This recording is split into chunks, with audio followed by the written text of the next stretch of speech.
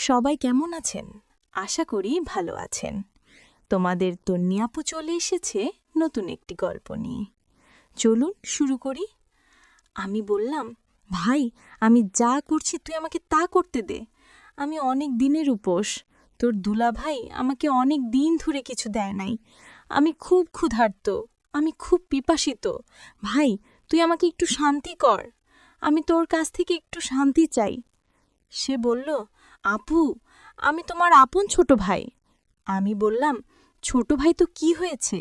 জীবনে এমন কিছু মুহূর্ত আসে তখন কে ভাই, কে বাবা, কে কাকা তা ভাবার উপায় থাকে না। তখন একটি মাত্র জিনিস মানুষের বিবেকে কাজ করে, আর তা হলো একটু শান্তি। প্লিজ ভাই, কথা না বলে তুই আমাকে একটু শান্তি কর। অনেক দিন ধরে আমার মনটা অশান্ত হয়ে আছে। আমার ছোট ভাইকে বাচ্চা মনে করে আমি সুযোগ দিয়েছিলাম। তারপর আমার ছোট ভাই আমার সাথে যা করেছিল তা শুনলে বন্ধুরা, তোমাদের মাথা ঘুরে যাবে। বন্ধুরা, গল্পটি অনেক অনেক ইন্টারেস্টিং। তোমাদের নিকট আমার ছোট্ট একটি অনুরোধ, তোমরা দয়া করে আমার চ্যানেলটি সাবস্ক্রাইব করে আমাকে সাপোর্ট করবে। হ্যালো বন্ধুরা, আমি রেশমি আক্তার। আমার বর্তমান বয়স ২৮। আজকে আমি তোমাদেরকে যেই গল্পটি বলবো সেই কি আমার বাস্তব জীবনের গল্প। তখন আমার বয়স ছিল ১৮। আমি দেখতে অনেক সুন্দরী, লাবণ্যময়ী এবং আবেদনময়ী ছিলাম বটে। আমার ফ্যামিলিতে শুধুমাত্র আমি, আমার ভাই এবং আমার মা বাবা ছিলেন। মোট সদস্য সংখ্যা ছিল ৪ জন এবং আমি ছিলাম সবার বড়। আমার ভাই ছিল আমার ছোট, তার বয়স ছিল ১৫। আমার ছোট ভাইয়ের নাম রাকিব। সে ক্লাস 10-এ পড়ত। সে দেখতে অনেক সুন্দর ছিল।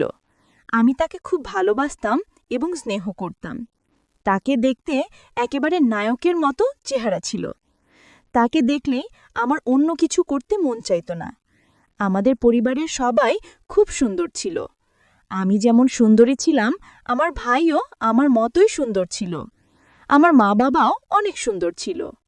আমার ছোট ভাইয়ের চেহারাটা এতই কিউট যে তাকে দেখলেই আমার আদর করতে মন চাইত। মাঝে মাঝে আমি আমার বিয়ের আগে বিভিন্ন অজুহাতে তার সাথে বিভিন্নভাবে মজা করার চেষ্টা করতাম। বিয়ের আগে মাঝে মাঝে সে আর আমি একসাথে থাকতাম। প্রায়ই আমি তার কাছ থেকে ভিন্ন কিছু স্বাদ নেওয়ার চেষ্টা করতাম। সে তখন খুব ছোট ছিল, বিধায় খুব একটা বেশি বুঝত না। সে দেখতে অনেক সুন্দর হওয়ায় আমি তার প্রতি অনেক দুর্বল হয়ে গিয়েছিলাম, কিন্তু তা কখনো প্রকাশ করতে পারিনি। মনে মনে অনেকবার তাকে কাছে পেতে চেয়েছিলাম, তার সাথে ঘনিষ্ঠ হতে চেয়েছিলাম এবং তার কাছ থেকে অনেক ভালোবাসা পেতে চেয়েছিলাম, কিন্তু কখনো সাহস হয়নি বলার। কারণ সে তো আমার ছোট ভাই, যদি কাউকে বলে দেয়। যাই হোক বন্ধুরা, এভাবেই কাটছিল আমার দিন। আমার যখন বয়স ১৮, তখন আমার বিয়ে হয়ে যায় আমার এলাকা থেকে অন্য একটা গ্রামে। আমার যেখানে বিয়ে হয় সেখান থেকে আমাদের গ্রামের দূরত্বে ছিল প্রায় ১০ কিলোমিটার। বিয়ের পর আমি আমার শ্বশুরবাড়ি চলে যাই এবং সেখানে সংসার শুরু করি। প্রথম প্রথম আমার স্বামী আমাকে অনেক ভালোবাসত, এমন ভালোবাসা দিত যে মনে হয়েছিল না আমি স্বর্গে আছি। প্রথম দিন সে যখন আমার কাছে আসতে চাইবে তখন তো আমি খুব ভয় পেয়ে যাই, কারণ সে আমার থেকে বয়সে ছিল অনেক বড়। যেই কথা সেই কাজ। প্রথম দিন সে আমাকে এমনভাবে দিয়েছিল যা আমার কাছে মনে হয়েছিল যেন আমার দম বন্ধ হয়ে যাওয়ার মতো অবস্থা হয়েছিল।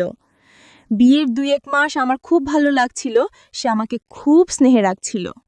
কিন্তু এই সুখ আমার আর বেশি দিন রইল না। আমার কপাল খুবই খারাপ ছিল যে আমার বিয়ের কিছুদিন পরেই আমার স্বামীর গোপন একটি রোগ ধরা পড়ে, যার কারণে আমার স্বামী আমার কাছে ঠিকমতো আসতে চাইত না, আমাকে ভালোবাসতে চাইত না, আমার প্রতি তার কোনো ফিলিংস কাজ করত না, আর মাঝে মাঝে আমার সাথে খুব খারাপ আচরণ করত। আমার স্বামীর এই আচরণে আমি খুব কষ্ট পেতাম। আমি জানি না সে কেন আমার সাথে এরকম আচরণ করত। তার আচরণে আমি অনেক পরিবর্তন লক্ষ্য করি। আস্তে আস্তে তার সাথে আমার দূরত্ব বাড়তে থাকে। সে আর আগের মতো আমাকে ভালোবাসে না। রাত হলে সে কোনো না কোনো অজুহাতে আমার কাছ থেকে দূরে থাকতে শুরু করলো। আমি যখনই তার কাছে যেতাম ভাবতাম আজ তার সাথে সময় কাটাবো, আজকে আমরা স্বামী স্ত্রী মিলে একটু রোমান্টিক সময় পার করব। কিন্তু আমি চাইলে কি হবে? তাতে তার কোনো সাড়া পেইনি। আমি যতই তার কাছে যেতে চাইতাম, সে আমার কাছ থেকে ভিন্ন কিছু স্বাদ চাইনি। অজুহাতে অনেক দূরে থাকতে শুরু করল। সে এখন আমাকে বিন্দুমাত্র সময় দেয় না। তার আচরণে এতটা পরিবর্তন দেখে আমি খুব বিস্মিত হই। আমাকে ভালোবাসার তার মধ্যে কোনো আকাঙ্ক্ষা নেই। রাতে কিংবা দিনে সে কখনই আমার সাথে আকৃষ্ট হওয়ার চেষ্টা করত না। আমাকে সবসময় সে ইগনোর করতে শুরু করল। তার এসব দেখে আমার মন অবস্থান আরও খারাপ হতে লাগল। তারপরেও আমি ভালো ছিলাম। যাক, শত হলেও সে তো আমার স্বামী।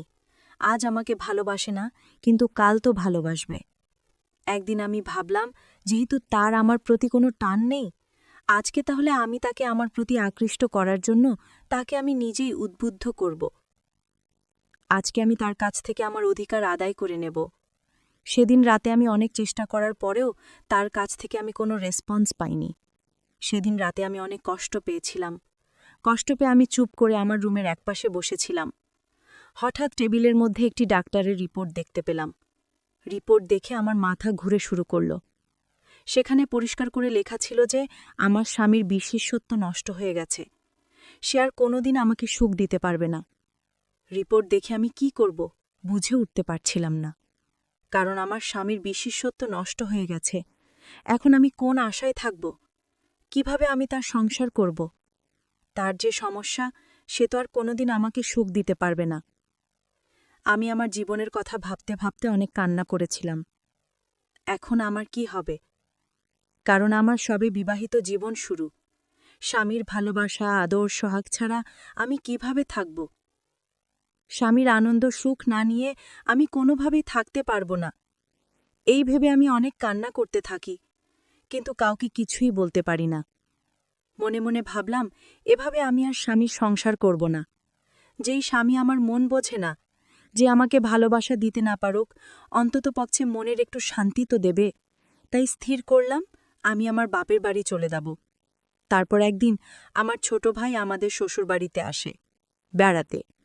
বেড়াতে এসে দেখে আমার মনের অবস্থা একেবারেই খারাপ। আমি বললাম, ভাই, তোমার কি হয়েছে? আপু বলল, কিছু হয়নি, আর শুধু কাঁদে।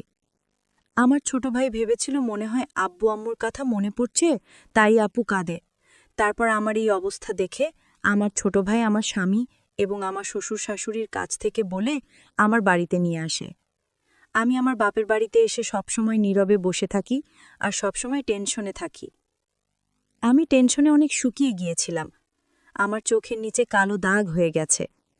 আমার ছোট ভাই আমার এই অবস্থা দেখে আমাকে জিজ্ঞাসা করতে শুরু করে, আপু, তোমার কি হয়েছে? দুলাভাই কি তোমাকে অনেক কষ্ট দেয়? দুলাভাই কি তোমার সাথে খারাপ আচরণ করে? নাকি না অন্য কিছু? আমি তাকে বললাম, না, এসব কিছু না, তুই টেনশন করিস না, আমার কিছুই হয়নি। আমি আমার ছোট ভাইকে বললাম, ভাই, আমি তোদের বাড়িতে বেশ কিছুদিন থাকব। আমার ছোট ভাই বলল, আপু, কিছুদিন কেন? এটা তোর বাড়ি, তুই আমাদের এখানে সারা জীবন থাকবি। ভাইয়ের কথা শুনে মনে অনেক শান্তি পেলাম। মনে চিন্তা করলাম, আমার ভাই যেহেতু আমার জন্য পাগল, আমি আমার স্বামীর কাছ থেকে যা পাইনি, আমি আমার ভাইয়ের কাছ থেকে তা নিয়ে নেব। ভাইয়ের সরলতা, মিষ্টি ব্যবহার, উদারতা যেন আমাকে অনেক পাগল করে ফেলছে। আমি যে অনেক দিনের ক্ষুধার্ত। একদিন বিকেলে ছাদে বসে ভাবছিলাম, আমার কি হবে? তখনও আমি কান্না করছিলাম। ঠিক তখনই আমার ভাই সেখানে চলে আসে। আমার কান্না দেখে সে আমার পাশে বসে আমার চোখের জল মুছে দেয় আর আমার কাছে কান্না কান্না করে জানতে চায়, কি হয়েছে আপু, আমাকে একটু বলবে? আমি লজ্জায় কিছু বলতে পারছিলাম না। তারপরেও সে অনেক জোর করার পর আমি তাকে বলি যে, ভাই, তুই আমার ছোট ভাই, তো তোকে যে আমি কি করে বলি? তোর দুলাভাই আমাকে আর তেমন ভালোবাসতে পারে না। তার অনেক সমস্যা, তার অনেক বড় সমস্যা। তার আমাকে ভালোবাসার মতো কোনো ফিলিংস থাকে না। সে আমাকে কোনোভাবেই কোনো তৃপ্তি দিতে পারে না। সে আমাকে কোনোভাবেই সুখী করতে পারে না। এখন আমি কি করি বল ভাই? এই দুঃখ কি কারো কাছে বলা যায়? আমার মুখ থেকে এরকম ধরনের কথা শুনে আমার ভাই প্রথমে একটু চুপ হয়ে যায়। আমার ছোট ভাই যদিও বয়সে আমার থেকে ছোট, তার বয়স প্রায় 17-18-র কাছাকাছি। সে সব বোঝে। সে কিছুক্ষণ চুপ করে থাকার পর বলল, আপু, দুলাভাইকে ডাক্তার দেখাও। আমি বললাম, অনেক ডাক্তার, কবিরাজ সব দেখিয়েছি, কিন্তু কোনো কাজ হয় নাই।